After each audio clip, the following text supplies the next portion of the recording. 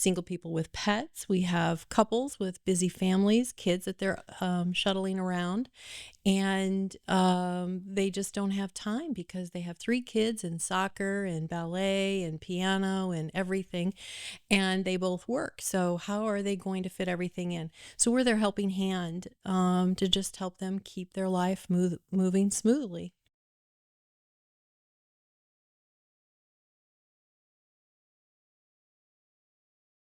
It's a brand new podcast. We're going to be talking about a lot of different things, business and League City, MaidPro, League City, Pearland. We are in the building right here in League City as well. So go ahead and introduce yourself, and then let's get into this. Yeah, sure. Hey, my name is Cindy Pratt, and I'm the owner of MaidPro League City, Pearland, and I'm great. Happy to be here. We service around 180 clients between Kemah, Seabrook, and League City, Friendswood, Pearland, all the way out to Rosharon. And happy to be here today. Want to share a little bit of information about myself and my company, and see if there's any um, good feedback that we pulled up to share with you all so you get a little more familiar with our business. Awesome. So if somebody hasn't heard of MaidPro before, what all do you guys do? Yeah, good question. So we clean. We have a standard checklist, which is our 49-point checklist, and it is pretty thorough. So our services aren't rotated. We do the same clean each and every time. So you're going to get each of the rooms disinfected and cleaned. It's not going to be a quick wipe. It's not going to be somewhat restricted. It's going to be cleaned and disinfected each time. If that isn't something that you're looking for, then we definitely have other options that we can customize to your specific needs in your home.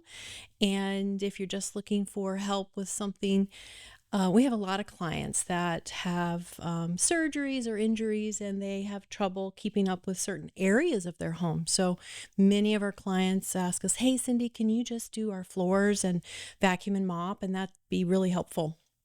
And we do that for them on a regular basis. And then, for instance, this specific customer that I'm thinking about, she called and says, "Hey, it's my birthday. I'm going to treat myself. I want you to do the whole house."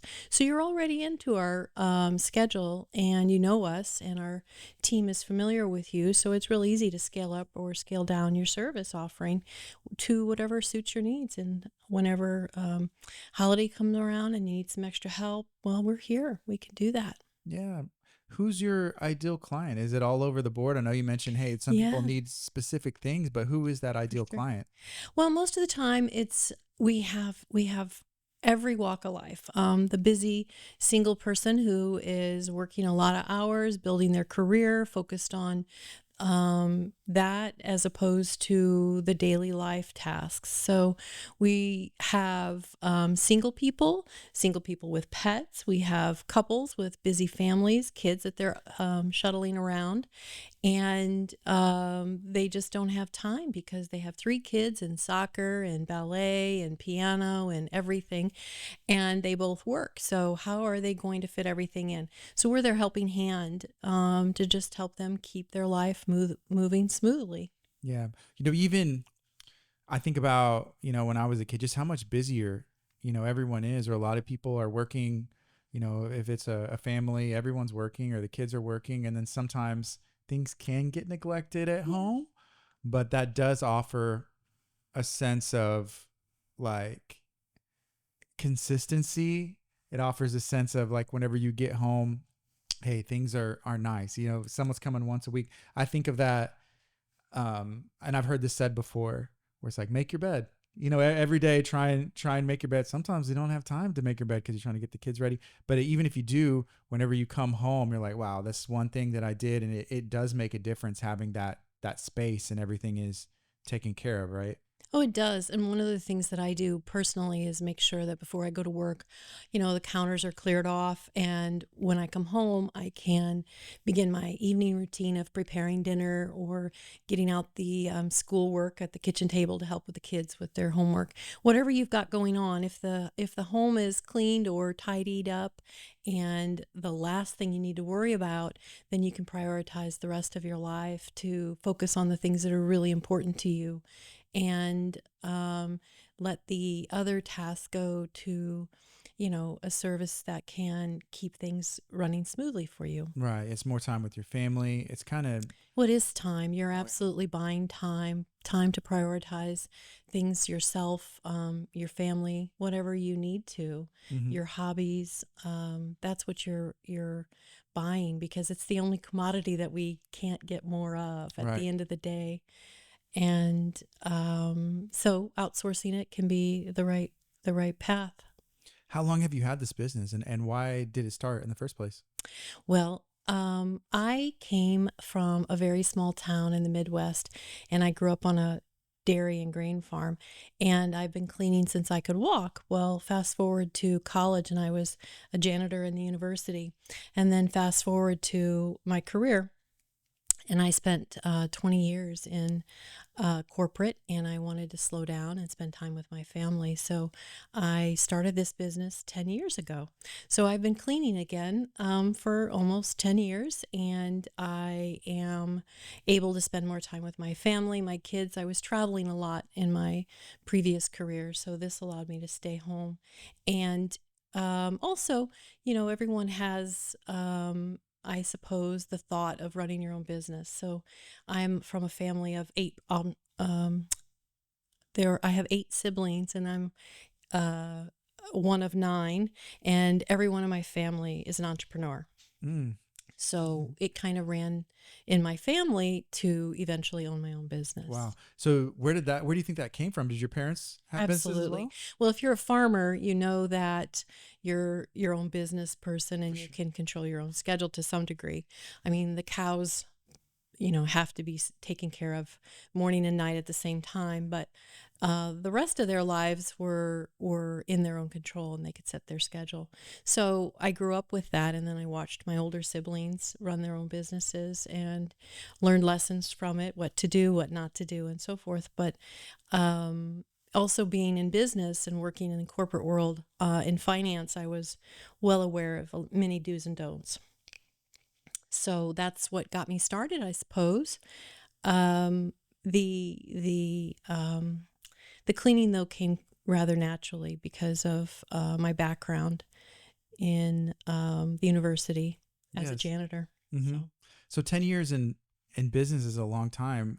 Sometimes, well, I think of like when a storm comes in and there's cleanup and like, hey, we're building fences and all those things. New people, trying to, and there's nothing wrong with that, trying to start something, but also having somebody who's been established, who has a track record, who has the right insurances and all those things, and knows they're not, if I get someone, is this gonna work?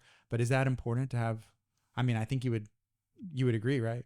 oh, absolutely. And one of the feedbacks that I brought along to share is specifically about, the issues of security and safety. What you want with someone in your home is trust.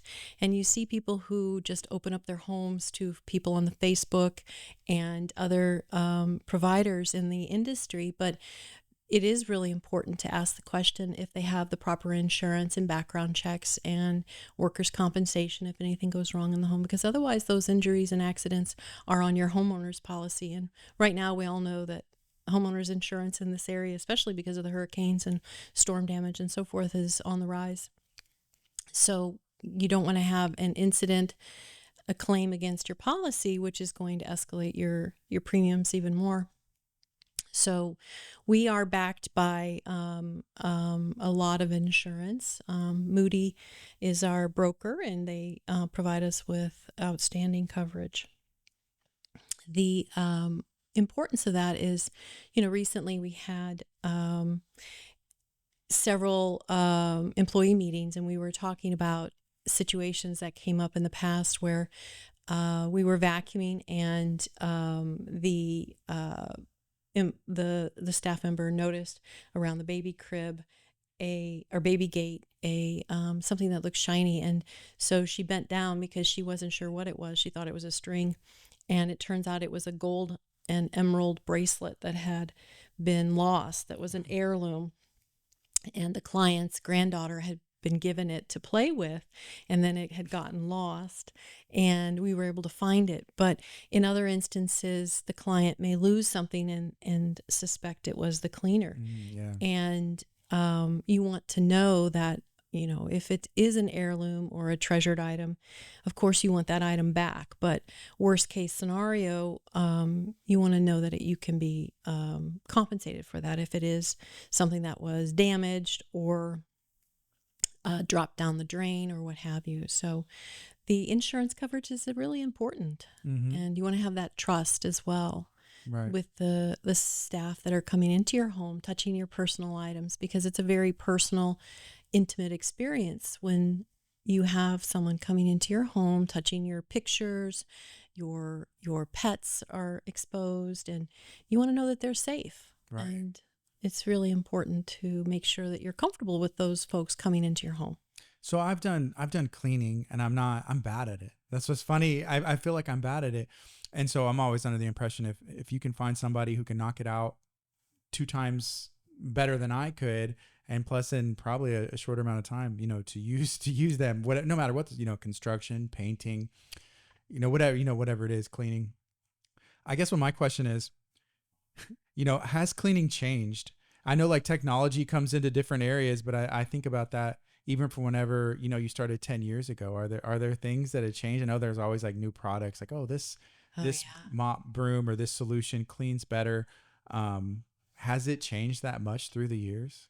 Well, that's a great question. I will say that when I order something, I buy from the same vendors, but every time I reorder, the product is different. So innovation is ongoing and constant, whatever that form may take. Lighter equipment, more versatile, different clamps, different fastening types of vices, better quality cleaning cloths, larger sizes, etc. It's constant. And we did some math recently on our equipment, and the value of the cleaning rags that we bring into people's homes, and the cleaning chemicals and the vacuum sweeper, it excluding the vacuum sweeper, we bring in about $300 worth of rags when we go to people's homes, because we invest in the best quality um, equipment and chemicals. And the reason we do that is because we're going to use them so it has a lower impact on the environment. We're going to wash and reuse, and for those reasons, the videos I see of people bringing paper towels into homes and cleaning with those have their place. There's no question about them. They're super tools. But in terms of the cleaning equipment as well, the vacuum sweepers, they're going cordless, and that's a really good thing. We haven't moved in that direction yet because the battery life isn't quite long enough for us to use it the whole day in a whole home. But the I was at a NASA event recently this week, and we were talking about cleaning in space and different things like that, and robots cleaning. And one of the participants there was talking about how she has a drone that will clean the outside of your windows, and you don't have to have ladders and things like that. So technology is great, and we always adapt to what's available. You always want to have your tools work for you and work smarter, not harder, but it's not going to replace the human eye for sure. I know even if you walk sometimes in Walmart, you'll see those machines that are cleaning the floors, and they're robots. And those are great until they stumble or get caught on some corner or something that's not supposed to be there. Or somebody But could step on I think one. there will That's always it. be a human interaction for sure. But um, yeah, every time I order, it's different, just slightly different. Innovation is Cool. ongoing. As this first episode wraps up, is there anything else that you would like to share? And then we need to let people know, how can they find you? How can Yeah. they learn more information as well? So we're available on Facebook. We're available on the web. You can pick up the phone and call Brittany. She's available to chat and go through pricing and find out more about what you need. Y- the the telephone number is 281-557-6430, and it's MaidPro League City. So we're available to take your call. We can do pricing via texting or whatever works for you. Yeah. So love to hear from you, see what's going on in your life, and see how we can be supportive. I have a desire to share some of the amazing staff members that work for me. One of the things I'm most proud about with regards to my business is my people. They are phenomenal, hardworking, caring, and the most important thing is they like to clean and they like to please people. And when I one of the things that we're all alike in that regard is that we love transforming spaces into the clean environment, tidy and smelling fresh. That's just brings such joy and contentment. And everybody has their thing, and this is most of my staff members. That's their thing, and they just really enjoy cleaning. They've been doing it forever, and it's their career. Awesome. Well, thank you so much. Make sure you follow, check out MaidPro, League City, Pearland. Go to the website, give them a call, get a quote, find out more information. Thank you.